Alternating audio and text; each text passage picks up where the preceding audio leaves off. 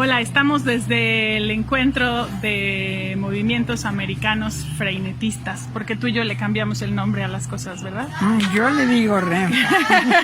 Bueno, entonces ahora no, nada más yo, con Graciela González de Tapia, o la famosísima Chela de Tapia.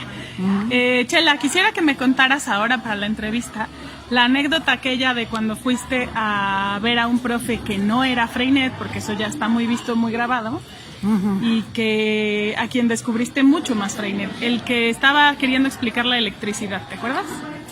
No, pero ese es Patricio Redondo. A ver, explícame, cuéntame. Yo fui a visitar a Patricio Redondo por recomendación desde Cuba de Herminio Almendros, que como refugiado español de la Guerra Civil se había quedado en Cuba, pero él sabía que Almendros y Costa Jou, otros refugiados españoles, estaban en México. Entonces, cuando yo leí el libro de Almendros, averigüé que estaba en Cuba y le escribí al Ministerio de Educación. Y me contestó muy amablemente que estaba muy complacido de lo que yo le preguntaba y que visitara a Patricio Redondo, que tenía una escuela en San Andrés Tuxtla. Entonces, rauda y veloz, ni tan rauda ni tan veloz, fui a visitarlo también y me encontré con un español, bien español, con un vozarrón, y que daba una clase que se oía a media cuadra. Entonces, pues le pregunté sobre la técnica Freinet. Yo ya tenía un antecedente. Porque Consuelo Bonfil me había no obsequiado, pero sí un poco dejado en prenda la tesis que ella hizo sobre la escuela Freinet de Patricio Redondo en San Andrés Tuxtla, ¿no?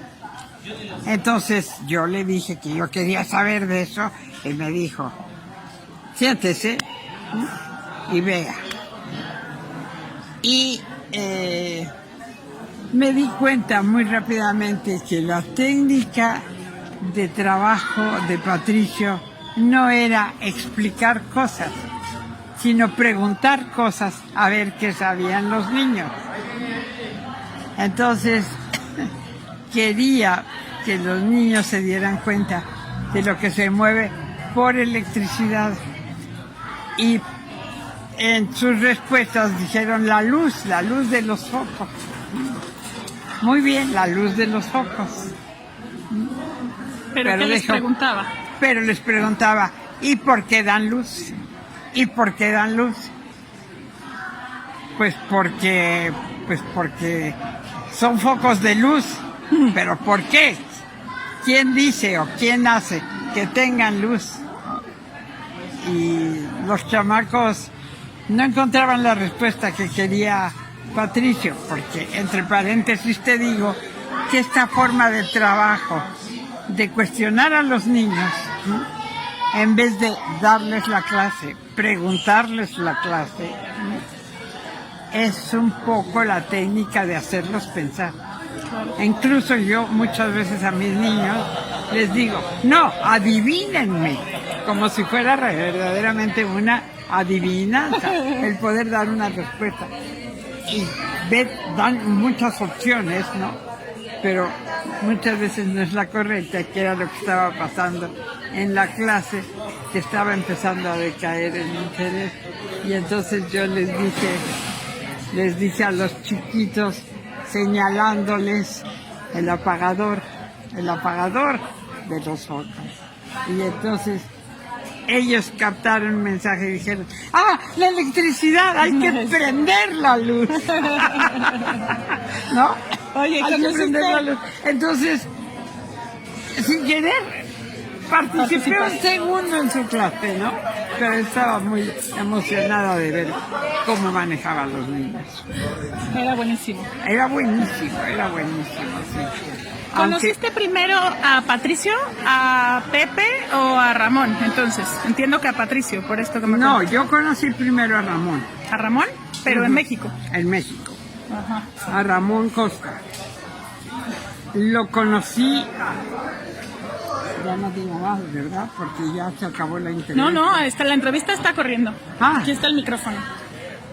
A Ramón Costa lo conocí en el Centro Psicopedagógico de Orientación, que dirigía un psiquiatra, el doctor Salazar Viñegras, y tenía ese pomposo nombre, Centro Psicopedagógico de Orientación, pero en realidad la gente conocía ese lugar como la Casa Sin Rejas. Y es que Salazar Viñegras sostenía que los niños se huían de los internados para huérfanos o para niños de la calle, ¿no?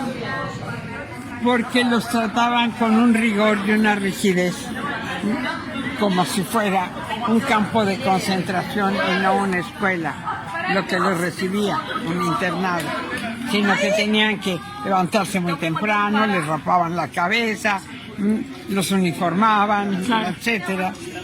Y bueno, era un manejo así, como de campo de concentración, que finalmente era un poco eso, ¿no? Concentración de pobres chicos desheredados que andaban por las calles. ¿Y Ramón pudo hacer ahí alguna transformación? No, él tenía ese propio internado que se llamaba Centro Psicopedagógico de Orientación, pero le llamaban la Casa Sin Rejas o la Escuela Sin Rejas, no recuerdo muy bien, más bien la Casa Sin Rejas, porque el doctor no se peleaba con los niños ni cuidaba que no se fueran, ni que dijeran que se había escapado alguno, sino que cuando los veía o se daba cuenta o los mismos niños le decían que ya mejor se querían ir, les abría la puerta. Les decía, pues váyanse, adelante. Y así se fueron quedando. Pero no todos, pero algunos sí regresaban.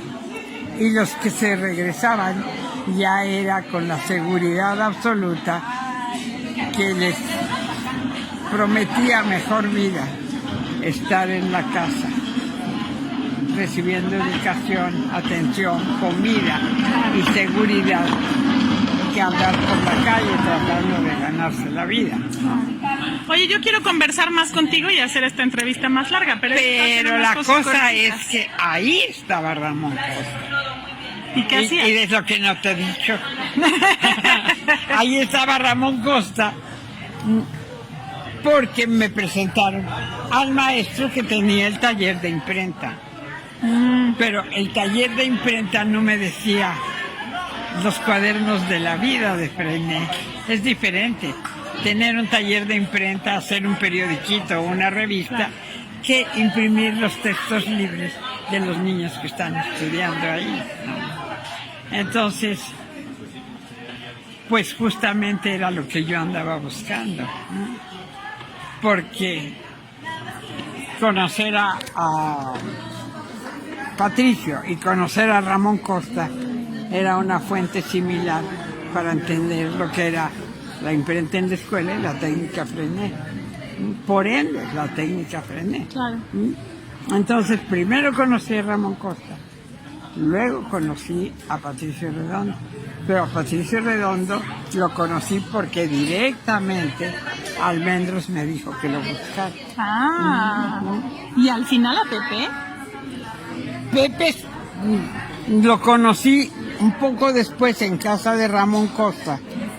Lo conocí un poco después en casa de Ramón Costa, cuando un puñado de compañeros de la normal superior y amigos míos estábamos viendo la posibilidad de tratar de hacer escuela Freinet en todos los grupos, porque yo desde que leí la imprenta en la escuela, y bueno, con la prosa de Almendros, que es maravillosa, un escritor de una delicadeza y de una elegancia y de una sutileza, es conmovedor lo que dice, le llega a uno al alma. Yo dije, yo quiero ser maestra. Yo quiero ser maestra, como dice don Herminio Almendros en su libro, ¿no?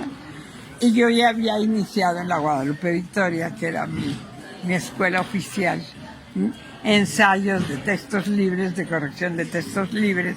No teníamos ningún implemento. Los niños, cuando habíamos, digamos, estudiado y corregido el texto, todos copiaban en una hoja blanca un texto de el niño que lo había llevado, ya cuando estaba trabajado, y luego le dibujaban algo para ilustrarlo.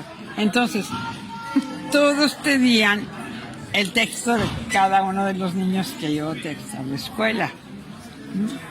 Y al final del año teníamos como 30 o 40 hojas con textos diferentes, firmados por los diferentes niños, bien copiaditos y bien iluminaditos, bien dibujaditos.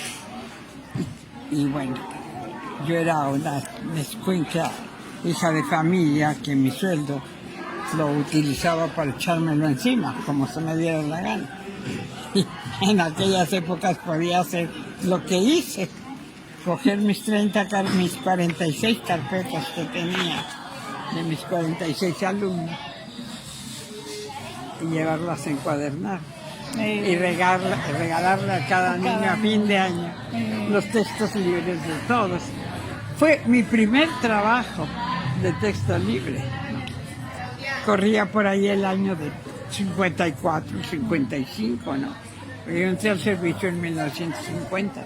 ¿Y qué caras hicieron los niños y los papás cuando les regalaste su librito? Estaban felices. Los niños estaban felices. Los papás no sé. Porque en la escuela oficial no se acostumbraba, ni se acostumbra, creo, en lo absoluto, que los maestros dialoguen con los padres, solo cuando por alguna cuestión específica se manda a llamar al padre. Si no, no se aparecen, recogen a sus niños y se van. Pero los niños estaban emocionados. Pero los niños estaban emocionados y estaban encantados. Y además llevaban sus textos porque les gustaba que platicáramos todos de lo que había hecho o había dicho uno de ellos. Claro. Entonces eso era motivo, pues, de querer incluso corregir la ortografía, ¿no? Se corregía un poco la redacción sin tocar el sentido del texto. Eso estaba muy advertido, que uno no podía cambiar los textos, solamente corregir, digamos, la posición de las palabras o estructurar mejor la frase, pero nada más. ¿Y si estaba de acuerdo el autor con cómo quedaba? Además, si al cambiar una palabra de lugar o una por la que era la que él hubiera querido poner, se le preguntaba si estaba de acuerdo, por supuesto. ¿Desde ahí usabas el pizarrón para corregir el texto? ¿Tú lo transcribías en el pizarrón y que todos lo vieran? Sí, yo lo transcribía, pero lo transcribía tal y como lo había llevado el niño, con todas sus faltas. Claro, para poder corregirlo. Para poderlos corregir. Incluso algunos textos que eran un poco más grandes, numeraba los renglones, para que los niños dijeran: en el renglón 5 está escrito esto así y se escribe de este otro modo. Sí, claro. Y cuando eran más pequeñitos, pues no, como venían. Entonces, por ahí yo ya tenía mis indicios, pero conocer a Ramón Costa y conocer a Patricio Redondo, pues me abrieron un universo diferente. Claro.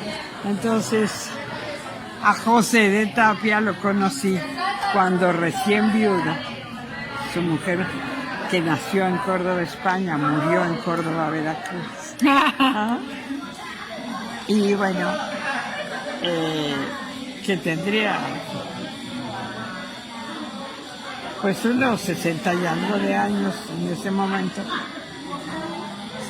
Pero se estaba despidiendo de Ramón porque regresaba a Europa a ver a los hijos. En realidad, los dos estaban pensando regresar a Francia a ver a sus hijos cuando ella se puso muy grave y murió de coma diabético o algo así.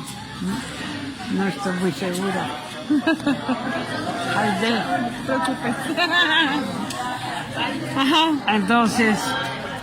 Entonces, pues sí, el que muriera la mujer y en vísperas de viajar fue duro, pero él finalmente se fue solo a Francia.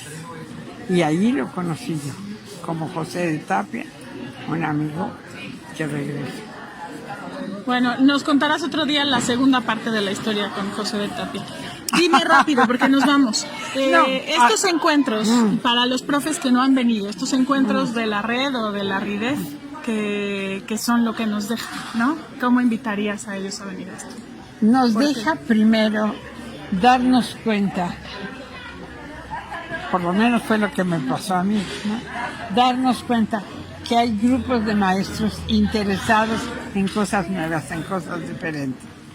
Yo definitivamente buscaba aprender, y sin embargo me tropecé con la RIDEF haciendo un encargo muy curioso, porque un muchacho de los creadores del MEM había recibido una invitación para una asamblea a la RIDEF de Poitiers, en Francia, y yo iba a ir a Europa porque me iba con una amiga hasta Egipto. Entonces yo le dije a, ¿cómo se llama? Es el chico Sánchez, a Alberto Sánchez le dije, oye, mira, porque me llevaron la carta sabiendo ellos que yo hablaba y leía francés. Le dije, yo puedo ir a Poitiers y presentarme en tu nombre, decir que recibiste esto, ¿no? Pero yo ni sabía lo que era la RIDEF, ni cuándo empezaba, ni cuándo terminaba, ni nada. Y yo estaba haciendo una escala, pues, de 3 días en París, para ir a Poitiers, entregar la carta, estar en la asamblea del día que estaba señalado en la carta, ¿no? Y nada más. Y me encuentro con la RIDEF. Y me dice, las compañeras tuteándome, cosa que es muy extraordinaria, que en Francia alguien te reciba hablándote de tú. Yo iba bien armada porque mi francés ya lo tenía estudiado desde antes y sin ningún film hasta que me gustaba. Y entonces me fue fácil entenderme con ella. Así que en vez de 3 días, me quedé 2 días más, pero no llegué al principio y no me quedé al final. Pero supe lo que era la RIDEF. Y fui tan cordialmente recibida, compartir con una chica panameña un cuarto para hablar los dos en español. Primero me tocó estar con una alemana y no nos entendíamos, pero luego nos hicieron un cambio y me dieron lugar con una panameña que estaba sola. Y bueno, disfruté esos 3 o 4 días que pasé ahí en Poitiers, como no tienes idea, y conocí gente de la vida. Y entonces ya me enteré que era bienal, que era de la FIMEM, papatá. Luego supe también que Patricio Redondo era miembro de la FIMEM, por supuesto, ¿no? Y además que era lo más freinetiano y el mayor aprendizaje pasarlo ahí, ¿no? Compartiendo con los compañeros. Pues no te entendí esa pregunta. ¿Quién compartía con qué o quién? Que era muy, muy lindo y muy freinetiano el poder tener este momento de compartir con la gente que está haciendo cosas parecidas a las que tú haces. Bueno, ¿no? Con personas que hacen cosas en serio, lo que en mí era un ensayito de a ver Eso. qué sale. Eso. ¿No? Entonces, yo voy a estar presente en una asamblea donde Alberto está invitado y me encuentro con que son los meros frenetistas, ¿no? O sea que imagínate la sorpresa y la enloquecida que me dio estar en la primera RIDEF. Eso fue en el 92, en Poitiers. Hace ya mucho tiempo. Y de ahí todas las que has podido. Y de ahí fui a todas menos a la de África. A todas hasta que me despedí ya en Italia. Hasta que se acabó la visa. Muy bien. Hasta que estaba a punto de acabárseme la visa. No, pero también yo fui allá, no exactamente a la RIDEF, sino a recoger a Aranza, que estaba Bueno, estaba en intercambio de la universidad. pero de pasadita. Claro. Fuimos a la RIDEF y justamente el día de la asamblea inaugural, dice, yo voy a despedirme de mis cuates. Bueno, los abrazos de Watanabe, de Yoichi. Chela, no sé qué, le digo, ya me voy. Ay, no, porque...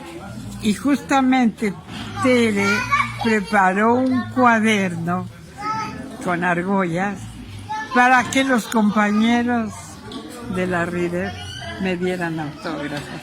Y eso es algo encantador que yo siempre le voy a agradecer a Tere, y creo que Isolda fue la que hizo el dibujo de la pasta del libro, o si no lo hizo Isolda, a lo mejor la pequeña, la nieta, ya no me acuerdo, que le hizo unos dibujos a mi libreta de autógrafos que Tere Garduño me preparó para esa despedida, ¿no? Muy bien. Y ahí sí. tengo mis despedidas con todos los ridefianos de ese momento, que fue el último momento ridefiano para mí. Para ti. Habrá que sumarle lo de las otras RIDEF. Gracias por aceptar en medio de despedidas y niñas y todo lo demás. Saludos a esta entrevista en el Renfa, último día. Gracias, Chela. Te quiero mucho.